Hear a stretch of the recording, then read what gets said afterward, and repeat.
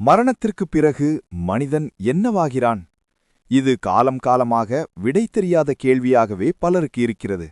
ஆனால் ஆவிகள் என்பது வெறும் கற்பனையோ அல்லது பயத்தினால் உருவான ஒரு நம்பிக்கையோ அல்ல.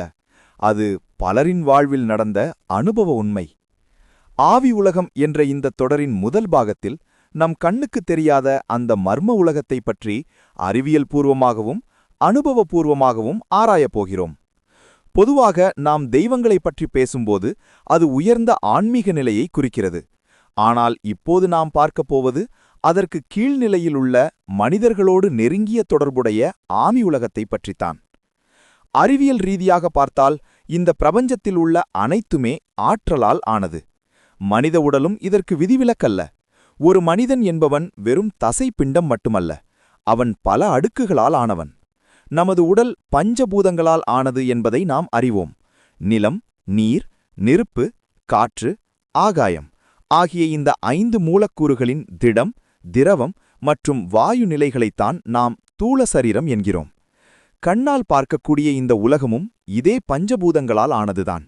ஆனால் இங்கேதான் ஒரு சூட்சுமம் ஒளிந்திருக்கிறது. இந்த பஞ்சபூதங்கள் கண்களுக்குத் தெரியாத மிக நுட்பமான நிலையிலும் இருக்கின்றன. இதைத்தான் சூட்சும பஞ்சபூதங்கள் என்கிறோம். இதை புரிந்துகொள்ள ஒரு எளிய உதாரணத்தை சொல்லலாம். தண்ணீர் என்பது தூல நிலை என்றால் அது ஆவியாகி காற்றில் கலந்திருப்பது சூட்சும நிலை. மனிதர்களாகிய நாம் காண்பது தூல பிரபஞ்சம். ஆனால் ஆவிகள் காண்பது சூட்சும பிரபஞ்சம். ஒரே உலகம்தான், ஆனால் பார்க்கும் விதம் வேறு. நாம் ஒரு கட்டிடத்தை பார்க்கிறோம் என்றால் ஆவிகளுக்கு அது ஒரு ஆற்றல் வடிவமாக, எனர்ஜி ஃபீல்ட் ஆக தெரியும். சுவாரஸ்யமான விஷயம் என்னவென்றால், தூல பொருட்களை நம்மால் பார்க்க முடியும், ஆனால் ஆவிகளால் அவற்றை பார்க்க முடியாது. அதேபோல் சூட்சும பொருட்களை ஆவிகளால் பார்க்க முடியும், நம்மால் முடியாது. இந்த வேறுபாடுதான் ஆவிகளின் உலகத்தை நமக்கு புரியாத புதிராக வைத்திருக்கிறது.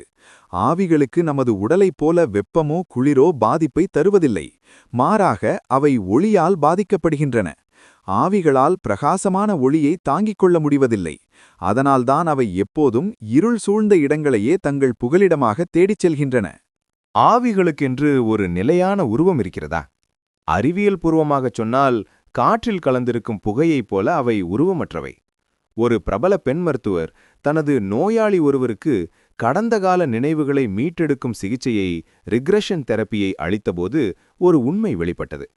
அந்த நோயாளி தனது முற்பிறவியின் மரண தருணத்தை விவரிக்கும்போது, நான் என் வீட்டை பார்க்கிறேன், கோபுரத்தை பார்க்கிறேன், ஆனால் என் உடலை பார்க்க முடியவில்லை, எனக்கு உடல் இல்லை என்று கூறி கதறி அழுதார். இதிலிருந்து தெரிவது என்னவென்றால், ஆவி நிலையில் நமக்கு உருவம் இருப்பதில்லை, ஒரு உணர்வு நிலை மட்டுமே எஞ்சியிருக்கிறது. ஆனால் மந்திர கலைகளிலும் மாந்திரீக அனுபவங்களிலும் ஆவிகள் புகை போன்ற வடிவத்திலோ அல்லது ஒரு வாள் போன்ற அமைப்புடனோ காட்சியளிப்பதாக சொல்லப்படுகிறது.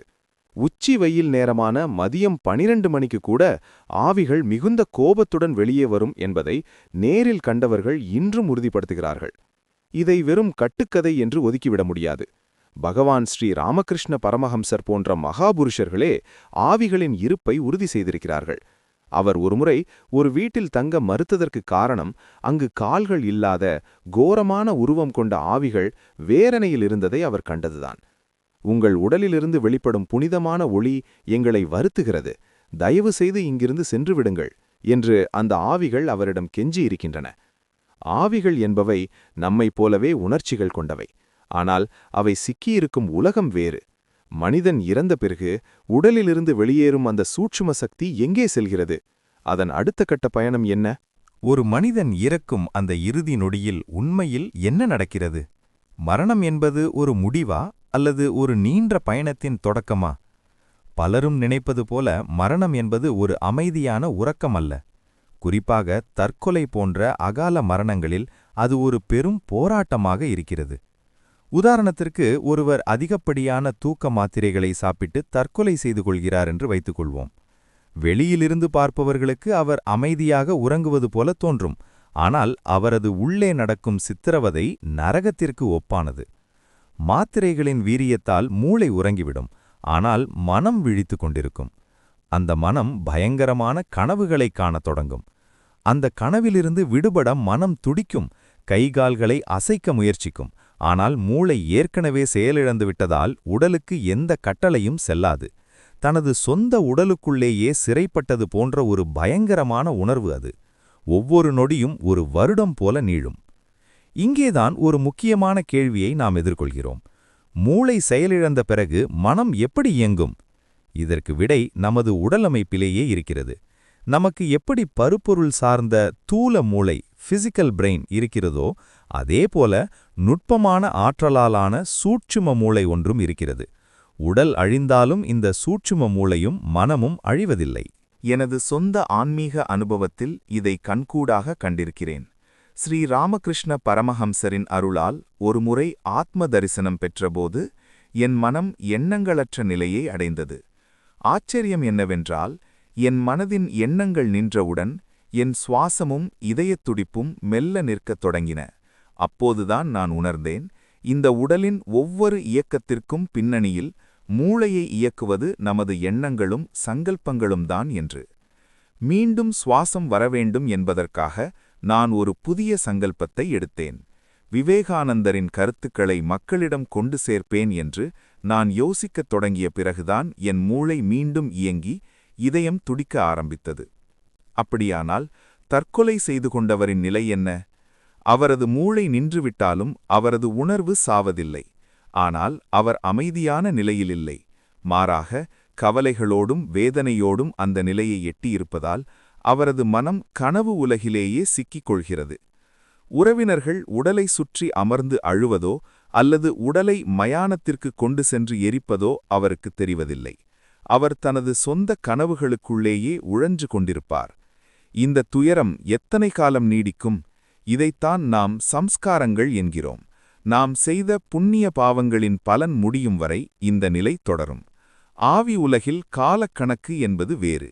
நாம் இங்கே அனுபவிக்கும் 1 மாத கால வேதனை அங்கு அவர்களுக்கு 1 மணி நேரத்திலேயே கிடைத்துவிடும். அந்த அளவுக்கு தீவிரமான பாதிப்பு அது.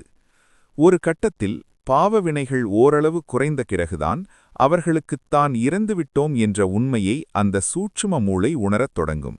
அதன் பிறகு அவர்கள் எங்கு இறந்தார்களோ அங்கேயே சுற்றிக் கொண்டிருப்பார்கள். தனக்கு பிடித்தமானவர்கள் யார், தன்னை உண்மையிலேயே நேசிப்பவர்கள் யார் என்று தேடி அலைவார்கள். ஆனால் ஒரு ஆவியின் பயணம் அத்தனை எளிதானது அல்ல. ஆவி உலகிலும் பல நெருக்கடிகள் உள்ளன. ஒரு புது ஆவிக்கு அங்கு பல சவால்கள் காத்திருக்கின்றன. சில ஆவிகளால் சில இடங்களுக்கு செல்ல முடியாது. இன்னும் சொல்லப்போனால், வலிமையான சில ஆவிகள் இந்த மென்மையான ஆவிகளை தன் வசப்படுத்தவோ அல்லது அடிமைப்படுத்தவோ முயற்சிக்கும். ஆவி உலகம் பற்றிய இந்த தேடல் வெறும் கற்பனை அல்ல. இது பலரின் அனுபவபூர்வமான உண்மை என்பதை நாம் தொடர்ந்து பார்த்து வருகிறோம். இந்த தொடரின் 3வது பாகத்தில் உங்கள் மனதில் எழும் பல மர்மமான கேள்விகளுக்கான விடைகளையும், ஒரு சாதாரண உலகியல் மனிதன் இறக்கும்போது அவன் சந்திக்கும் அந்த தவிப்பான தருணங்களையும் பற்றி விரிவாக பார்ப்போம். ஆவிகள் சாபம் கொடுக்குமா அல்லது ஆசி வழங்குமா?